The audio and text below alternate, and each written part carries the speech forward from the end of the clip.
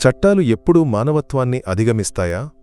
ఒక అధికారి యూనిఫాం యొక్క కఠినత్వం వెనుక చట్టాల బరువుకు అతీతంగా భావోద్వేగాలకు, బాధకు, సానుభూతికి స్థానం ఉందా? ఇది హరికథ. లక్ష్మి యొక్క అలసిపోతున్న శ్వాసను కాపాడటానికి ఏ చట్టాన్నైనా అతిక్రమించడానికి సిద్ధంగా ఉన్న ఒక కొడుకు కథ. అలాగే ఇన్స్పెక్టర్ జోసెఫ్ కథ కూడా. జీవితంలో ఒక పాత గాయం హృదయాన్ని రాయిలా మార్చిన ఒక ట్రాఫిక్ పోలీసు కథ. వీరిద్దరూ కలిసినప్పుడు చట్టం మరియు నిస్సహాయత మధ్య ఒక యుద్ధం జరిగింది. ఒక ముడతలు పడిన మందుల ప్రిస్క్రిప్షన్ పత్రం అన్నింటినీ మార్చేసింది. ఆ పత్రాన్ని చూసిన తర్వాత రాయిలా కఠినమైన జోసెఫ్ చేసిన పని ఒక యువకుడిని మాత్రమే కాదు, మానవత్వానికి ఒక ఆదర్శాన్ని సృష్టించింది. ఈ కథ విన్న ప్రతి ఒక్కరి హృదయం నిండిపోతుంది. హరి 25 ఏళ్ల సామాన్య యువకుడు. హరి ప్రపంచం కొచ్చిలోని పెద్ద రోడ్లు, ఇరుకైన వీధులతో కూడిన ఒక అద్దె ఇంటిలో 2 గదులలో సమకూరింది. ఆ ప్రపంచంలో లక్ష్మి చిన్నతనంలో ఒక వ్యాధి కారణంగా కోల్పోయిన చిన్న సోదరి యొక్క మసక జ్ఞాపకాలు మాత్రమే ఉన్నాయి. తండ్రి మరణించిన తర్వాత లక్ష్మి మాత్రమే హరి యొక్క అన్నీ. అయితే గత కొన్ని సంవత్సరాలుగా శ్వాసకోశ వ్యాధి ఆ ప్రపంచాన్ని కమ్మేసింది. లక్ష్మి శ్వాస తరచూ అడ్డుకుంది. వాతావరణం మారినప్పుడు లక్ష్మికి నిరంతర సహాయం అవసరమైంది. హరి ఒక చిన్న ప్రింటింగ్ ప్రెస్లో గ్రాఫిక్ డిజైనర్గా పనిచేశాడు. నెలాఖరున వచ్చే 18,000 రూపాయలతో ఇంటి అద్దె, లక్ష్మి యొక్క ఖరీదైన మందులు, ఇన్హేలర్, ఆహారం అయిపోయిన తర్వాత ఏమీ మిగల్లేదు. హరి సంవత్సరాలుగా తన కోసం ఏమీ కొనలేదు. చెప్పులు తొక్కిపోయాయి, షర్టు కాలర్ చిరిగిపోయింది. కాని ఈ లోటుపాట్లు హరిని బాధించలేదు. హరి యొక్క అన్ని ఆలోచనలు, ప్రార్థనలు లక్ష్మి చుట్టూ తిరిగాయి. రాత్రి నిద్రపోకుండా లక్ష్మి శ్వాస శబ్దాన్ని విని ప్రతి శ్వాసతో ఒక తెలియని భయం హరి హృదయంలో పేరుకుపోయింది. ఆ రోజు మధ్యాహ్నం హరి ఆఫీసులో ఒక ముఖ్యమైన డిజైన్లో మునిగిపోయి ఉన్నాడు. శ్రీకుమార్, హరి యొక్క బాస్, కఠినమైన వ్యక్తి, పనిలో క్రమశిక్షణ పాటించేవాడు. ఆ రోజు సాయంత్రానికలా డిజైన్ క్లయింటుకు పంపాల్సి ఉంది. పని పూర్తి కాకపోతే హరి ఉద్యోగం పోతుందని శ్రీకుమార్ ఉదయం హెచ్చరించాడు. హరి పూర్తిగా పనిలో లీనమై ఉండగా ఫోన్ రింగ్ అయింది. శంకర్, పక్కింటివాడు, వణుకుతున్న స్వరంతో, హరి, త్వరగా ఇంటికి రా. లక్ష్మి పరిస్థితి చాలా దారుణంగా ఉంది. ఆమె కింద పడిపోయింది. శ్వాస ఆడటం లేదు.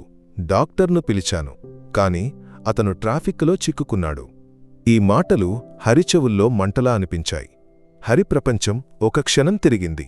చేతులు వణుకుతూ హరిలక్ష్మి మందుల ప్రిస్క్రిప్షన్ పాకెట్లో ఉన్న కొన్ని 100 రూపాయల నోట్లు తీసుకున్నాడు. శ్రీకుమార్ హెచ్చరికలు, ఉద్యోగం పోతుందనే భయం గుర్తుకు రాలేదు. నేను వస్తున్నాను అన్నా అని అరిచి హరి ఆఫీసు నుండి బయటకు పరిగెత్తాడు. హరి ఇల్లు ఆఫీసు నుండి 10 కిలోమీటర్ల దూరంలో ఉంది. బస్సు లేదా ఆటోలో వెడితే 1 గంట పడుతుంది. ప్రతి క్షణం హరికి విలువైనది. హరి స్నేహితుడు రాజేష్ను పిలిచాడు. రాజేష్, నాకు ఇప్పుడు స్కూటర్ కావాలి. లక్ష్మీ పరిస్థితి చాలా దారుణంగా ఉంది. రాజేష్ ఒక క్షణం కూడా ఆలోచించలేదు. రా హరి, కీ తీసుకో. స్కూటర్ ఎక్కినప్పుడు హరి మనసు పూర్తిగా స్తబ్దమైంది. ఒకే ఒక ప్రార్థన, ఒకే ఒక అరుపు మనసులో, దేవుడా, లక్ష్మికి ఏమీ కాకుండా చూడు. ఆ భయంలో, ఆందోళనలో అతి ముఖ్యమైన విషయం, హెల్మెట్ హరి వేసుకోవడం మర్చిపోయాడు. హరి స్కూటర్ నడిపిన తీరు, అది ఒక వాహనం కాదు, లక్ష్మి శ్వాసను ఇంటికి తీసుకెళ్లే మార్గం మాత్రమే అన్నట్లుంది. ట్రాఫిక్ సిగ్నల్స్, రోడ్డు మీద కోలాహలం హరి కళ్లలో, చెవులలో పడలేదు. హరి మనసులో లక్ష్మీ శ్వాసకోసం పోరాడుతున్న ముఖం మాత్రమే ఉంది. పాలారివట్టం జంక్షన్లో ట్రాఫిక్ పోలీసుల సాధారణ తనిఖీ జరుగుతోంది. దాని పర్యవేక్షణ చేస్తున్నది సబ్ ఇన్స్పెక్టర్ జోసెఫ్. 40 ఏళ్ల జోసెఫ్ చట్టాన్ని అతిక్రమించేవారు వినగానే వణుకుతారన్నంత కఠినమైన అధికారి. నీతికి పేరుగాంచిన అంతే కఠిన స్వభావానికి కూడా. జోసెఫ్కు చట్టమంటే చట్టం మాత్రమే. ఎదురుగా వచ్చేది పెద్ద మనిషైనా, సామాన్యుడైనా తేడా లేదు. సిఫార్సులు, సాకులు జోసెఫ్ వినేవాడు కాదు. నిర్లక్ష్యం, ఆతురతతో నడిపే డ్రైవింగ్ వల్ల జరిగిన భయంకరమైన ప్రమాదాలు జోసెఫ్ కళ్లముందు మెరిశాయి. అందుకే జోసెఫ్ హృదయం ఏ భావోద్వేగానికైనా రాయిలా కఠినమైంది. ప్రతి సాకు అబద్ధమని చట్టాన్ని అతిక్రమించేవాడు నేరస్తుడని జోసెఫ్ నమ్మాడు. అప్పుడే ట్రాఫిక్ను చీల్చుకుంటూ వెళుతున్న హెల్మెట్ లేని ఒక స్కూటర్ జోసెఫ్ యొక్క గద్ద కళ్లలో పడింది. జోసెఫ్ చేయి ఎత్తి ఆపమని సైగ చేశాడు.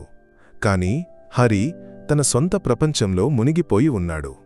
ఆగడానికి బదులు హరివేగం పెంచి ఒకవైపు తిరిగి తప్పించుకోవడానికి ప్రయత్నించాడు. ఇది జోసెఫ్ కోపాన్ని రెట్టింపు చేసింది. ఈడు నన్ను సవాలు చేస్తున్నాడా? జోసెఫ్ సర్కార్ బైక్ స్టార్ట్ చేసి స్కూటర్ను వెంబడించాడు. కొంత దూరం వెళ్లిన తర్వాత జోసెఫ్ బైకును ముందు అడ్డంగా పెట్టి హరిని అడ్డుకున్నాడు. స్కూటర్ నుండి దిగు. జోసెఫ్ యొక్క గట్టి, గంభీరమైన స్వరం విని హరి వణికాడు. సార్, దయచేసి వదిలేయండి. లక్ష్మి పరిస్థితి చాలా దారుణంగా ఉంది. మందు తీసుకుని ఇంటికి చేరాలి. హరి వేడుకున్నాడు. జోసెఫ్ ముఖంలో ఎలాంటి భావమూ కనిపించలేదు. ఈ కథ రోజు 50 సార్లు వింటాను. ముందు తమ జీవితాన్ని, ఇతరుల జీవితాన్ని ప్రమాదంలో పెడతారు. తరువాత అమ్మా నాన్న పేరు చెప్పి ఏడుస్తారు. లైసెన్స్, వాహన పత్రాలు తీసుకో. హరి ఏడ్చాడు. సార్, అబద్ధం చెప్పడం లేదు. కావాలంటే శంకర్ని పిలిచి అడగండి. దయచేసి, ప్రతి నిమిషం విలువైనది. లక్ష్మీ జీవితం ప్రమాదంలో ఉంది. కాని జోసెఫ్ మనసులో ఎలాంటి కదలిక లేదు. జోసెఫ్ చలాన్ బుక్ తీసుకుని ఏదో రాయడం మొదలుపెట్టాడు. 5,000 రూపాయల జరిమానా చెల్లించాలి. 6 నెలల పాటు లైసెన్స్ సస్పెండ్ అవుతుంది. ఇక బుద్ధి వస్తుంది. హరికి అనిపించింది, ఈ రాతి హృదయం ఉన్న మనిషి ఏమీ వినడు. ఏడుస్తూ హరి పాకెట్లో చేయి పెట్టాడు. డబ్బు ఇస్తే ఏదైనా మార్గం తెరుచుకుంటుందేమో అని ఆలోచించాడు. కాని పాకెట్లో లక్ష్మీ మందుల ఆ ముడతలు పడిన ప్రిస్క్రిప్షన్ కూడా ఉంది. సార్, నా మాట నమ్మడం లేదు కదా? ఇదిగో, ఇది లక్ష్మీ మందుల ప్రిస్క్రిప్షన్. డాక్టర్ చెప్పాడు. 15 నిమిషాల్లో ఈ డెరిఫిలిన్ ఇంజెక్షన్ ఇవ్వకపోతే లక్ష్మీ జీవితం కూడా పోవచ్చు. వణుకుతున్న చేతులతో హరి ప్రిస్క్రిప్షన్ను జోసెఫ్ వైపు చాపాడు. ఆందోళనలో ప్రిస్క్రిప్షన్తో పాటు పాకెట్లో ఉన్న కొన్ని 100 రూపాయల నోట్లు కూడా కింద పడ్డాయి. జోసెఫ్ కోపంతో కింద నుండి ప్రిస్క్రిప్షన్ డబ్బు తీసుకున్నాడు. ప్రిస్క్రిప్షన్ చదవడం మొదలుపెట్టినప్పుడు జోసెఫ్ కళ్ళు ఆసుపత్రి పేరు, జీవన్ జ్యోతి హాస్పిటల్, డాక్టర్ వర్మ పేరు, డెరెఫిలిన్ అనే మందు పేరు మీద ఆగిపోయాయి. ఈ పేరు, ఈ ఆసుపత్రి, ఈ డాక్టర్ అన్నీ చూసినప్పుడు జోసెఫ్ ఒక క్షణం స్తబ్దమైపోయాడు. జోసెఫ్ కళ్లముందు 5 ఏళ్ల క్రితం ఒక వర్షాకాల సాయంత్రం మెరిసింది. ఆ రోజు డ్యూటీలో ఉండగా గ్రామంలో జోసెఫ్ తల్లికి గుండెపోటు వచ్చిన విషయం తెలిసింది. ఆందోళనతో వాహనం తీసుకుని జోసెఫ్ పరిగెత్తినప్పటికీ ఒక పెద్ద ట్రాఫిక్ జామ్లో చిక్కుకున్నాడు. దయచేసి దారి ఇవ్వండి, నా తల్లి జీవితం ప్రమాదంలో ఉంది అని జోసెఫ్ ప్రతి డ్రైవర్ను వేడుకున్నాడు. కాని ఎవరూ వినలేదు. అందరూ తమ వాహనాన్ని ముందుకు తీసుకెళ్లడానికి ప్రయత్నించారు. గంటల తరువాత జోసెఫ్ జీవన్ జ్యోతి హాస్పిటల్కు చేరినప్పుడు అన్నీ అయిపోయాయి. జోసెఫ్ తల్లి జోసెఫ్ను విడిచి వెళ్ళిపోయింది. డాక్టర్ వర్మ చెప్పాడు, 15 నిమిషాల ముందు వచ్చి ఉంటే బహుశా ఆమెను కాపాడగలిగేవాళ్లం. ఆ రోజునుండి జోసెఫ్ కఠినమైన, భావోద్వేగరహిత పోలీసు అయ్యాడు. అందరూ స్వార్థపరులని, చట్టాన్ని పాటించడమే అతిపెద్ద కర్తవ్యమని జోసెఫ్ నమ్మాడు. కాని ఈరోజు హరి కళ్లలో ఆ భయం, నిస్సహాయత చూసినప్పుడు సంవత్సరాలుగా రాయిగా ఉన్న జోసెఫ్ హృదయం కరగడం మొదలైంది. బహుశా ఈరోజు జోసెఫ్ పాత పశ్చాత్తాపాన్ని తీర్చుకునే అవకాశమని జోసెఫ్కు అనిపించింది.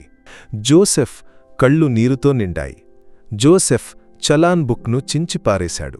హరి భుజంపై గట్టిగా పట్టుకుని చెప్పాడు, స్కూటర్ ఇక్కడే ఉంచు. హరి భయపడ్డాడు. స్కూటర్ను జప్తు చేస్తాడేమో అని ఆలోచించాడు. కాని జోసెఫ్ చెప్పాడు, భయపడకు, పోలీస్ జీప్లో ఎక్కు, నేను తీసుకెళ్తాను. జోసెఫ్ జీప్ సైరన్ ఆన్ చేసి వైర్లెస్లో ఇతర పోలీసులకు రూట్ క్లియర్ చేయమని ఆదేశించాడు. హరి షాక్తో జీప్లో ఎక్కాడు. కొద్ది నిమిషాల క్రితం లక్ష్మీ శత్రువుగా కనిపించిన పోలీసు ఇప్పుడు దేవదూతలా సహాయం చేస్తున్నాడు. పోలీస్ జీప్ సైరన్ మోగిస్తూ ట్రాఫిక్ను చీల్చుకుంటూ ముందుకు దూసుకెళ్ళింది. 5 నిమిషాల్లో కొచ్చిలోని అతిపెద్ద మెడికల్ స్టోర్ ముందు చేరింది. హరిమందు కొనడానికి దిగినప్పుడు వ్యాలెట్ ఆఫీసులో మర్చిపోయినట్లు గుర్తొచ్చింది. పాకెట్లో కొన్ని 100 రూపాయలు మాత్రమే, కాని ఇంజెక్షన్కు 1000 రూపాయలు కావాలి. హరి నిరాశతో తిరిగి నడిచాడు. జోసెఫ్ హరి బాధను అర్థం చేసుకున్నాడు. జోసెఫ్ పాకెట్ నుండి డబ్బు తీసి పక్కన ఉన్న హవల్దారుకు ఇచ్చాడు. వెళ్ళి ఇంజెక్షన్, మిగిలిన మందులు కొనిరా త్వరగా. మందులతో జోసెఫ్ హరిహరి ఇంటికి దూసుకెళ్లారు. జీప్ ఇరుకైన వీధిలోకి వచ్చినప్పుడు పొరుగువారు బయటకు వచ్చారు. ఒక పోలీస్ ఇన్స్పెక్టర్ దిగడం చూసి అందరూ భయపడ్డారు. కాని జోసెఫ్ ఎవరినీ పట్టించుకోలేదు. జోసెఫ్ నేరుగా హరి ఇంట్లోకి వెళ్లాడు. అక్కడ లక్ష్మీ మంచం మీద శ్వాస తీసుకోవడానికి తీవ్రంగా పోరాడుతూ ఉంది. లక్ష్మీ పరిస్థితి చాలా దారుణంగా ఉంది. జోసెఫ్ ఒక క్షణం కూడా వృధా చేయలేదు. జోసెఫ్ స్నేహితుడైన ఒక ప్రముఖ డాక్టర్ను పిలిచి వెంటనే రమ్మని చెప్పాడు. డాక్టర్ వచ్చే వరకు జోసెఫ్ లక్ష్మి నుదుటిపై చల్లని నీటిలో తడిసిన గుడ్డ ఉంచి ధైర్యం చెప్పాడు. అమ్మా, ఏమీ కాదు, నేను ఒక కొడుకుని, ఏమీ జరగనివ్వను. కొద్దిసేపటి తర్వాత డాక్టర్ వచ్చాడు. డాక్టర్ వెంటనే ఇంజెక్షన్ ఇచ్చాడు. నిమిషాల్లో లక్ష్మి శ్వాస సాధారణ స్థితికి వచ్చింది. లక్ష్మి కళ్ళు తెరిచింది. లక్ష్మీ జీవితం కాపాడబడింది. డాక్టర్ చెప్పాడు, మరో 10 నిమిషాలు ఆలస్యమై ఉంటే లక్ష్మిని కాపాడలేకపోయేవాళ్లం. హరి, లక్ష్మి కళ్ళు కృతజ్ఞత కన్నీళ్లతో నిండాయి. హరి జోసెఫ్ కాళ్లపై పడ్డాడు. సార్, ఈరోజు లక్ష్మిని మాత్రమే కాదు, నన్నూ కాపాడారు. ఈ ఉపకారం ఎప్పటికీ మర్చిపోను. జోసెఫ్ హరిని లేపి ఆలింగనం చేసుకున్నాడు.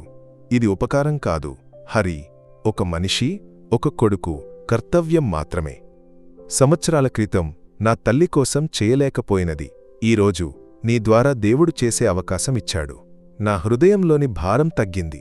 వెళ్లే ముందు జోసెఫ్ హరి తలపై చేయి ఉంచి చెప్పాడు, హరి, మరోసారి హెల్మెట్ మర్చిపోవద్దు.